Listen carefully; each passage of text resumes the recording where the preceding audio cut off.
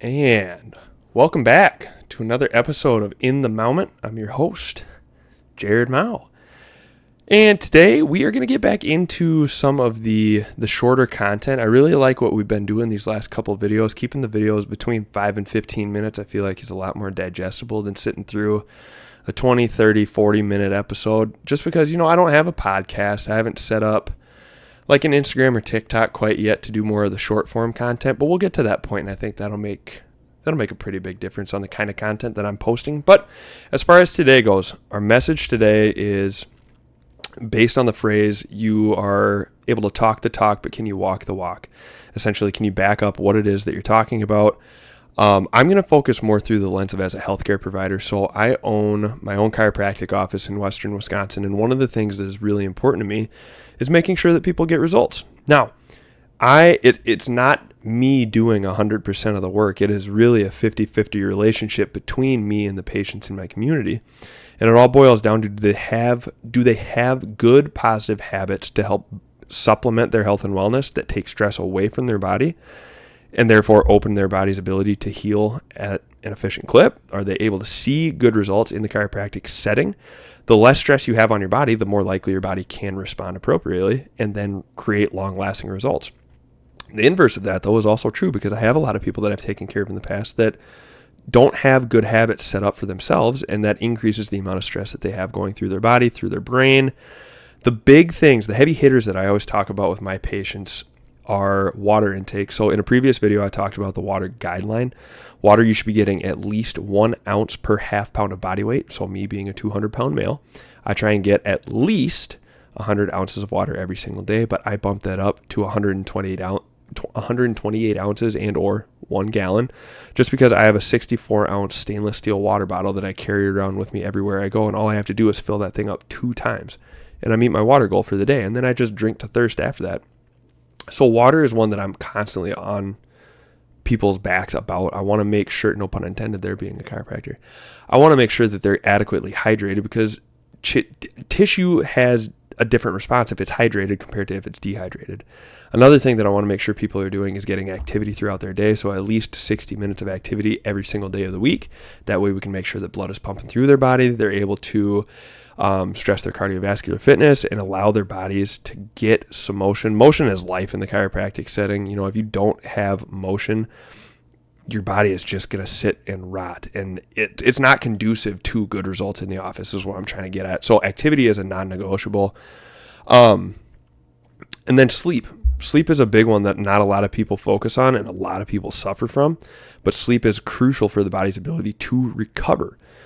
And I tell my people, if you can get at least 6 to 8 hours of sleep every single night, you're going to notice a huge improvement in how the body responds in the office.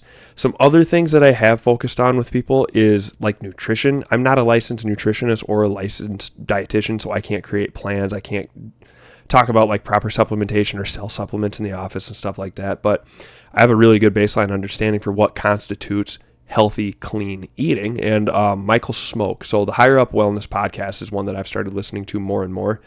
And Michael Smoke talks about the dietary changes that people need to make are making sure that at least 90% of the meals that they eat either grew on a tree, grew on the ground, or had a mom and dad.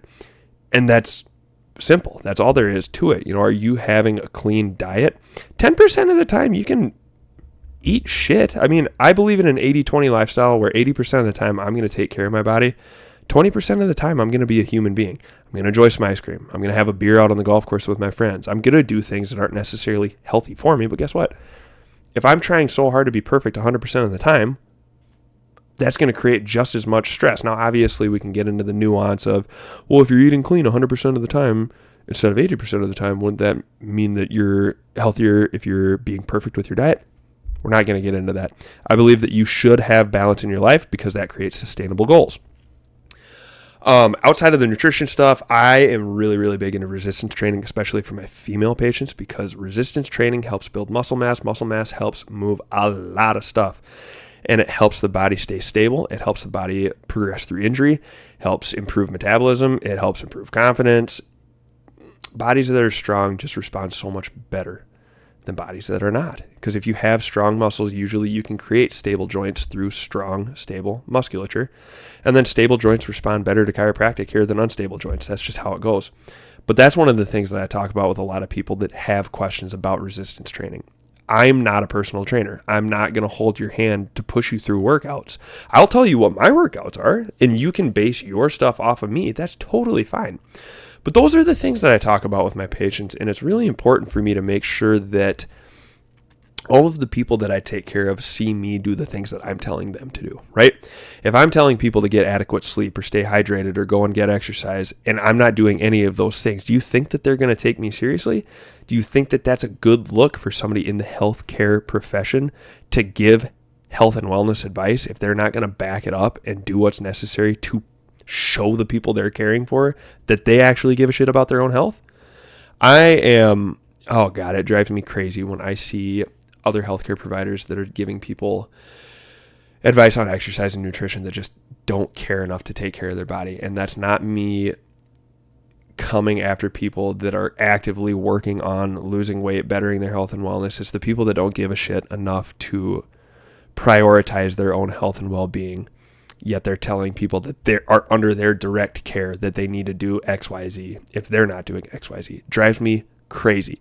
And that's what I'm talking about when I'm discussing this within a healthcare provider's stance. I always want to make sure that I'm doing everything necessary to make sure my patients know, like, hey, he cares about his health. He's telling me to do the things that he's doing. Maybe I should do those things. And then from there, it creates this little snowball effect where they start having small changes in their health and wellness or their lifestyle that create positive habits. And then once it becomes a habit, it becomes unconscious. And then they just do the thing that makes their body better, and they continue to respond better and better and better to care. It's awesome.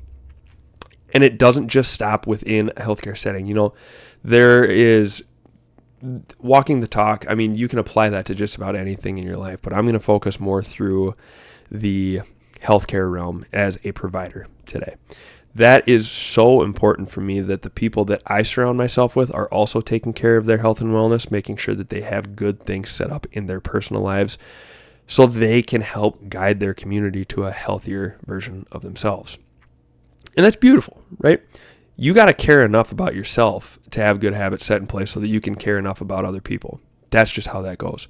And that's what walking the talk means. Really simple message.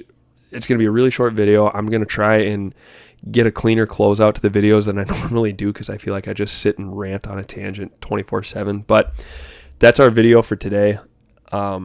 Make sure to give the page a follow, give the page a like, a subscribe, turn the notifications on. I'm new to this, so asking people to do that always seems really uncomfortable to me, but we're going to get better about it.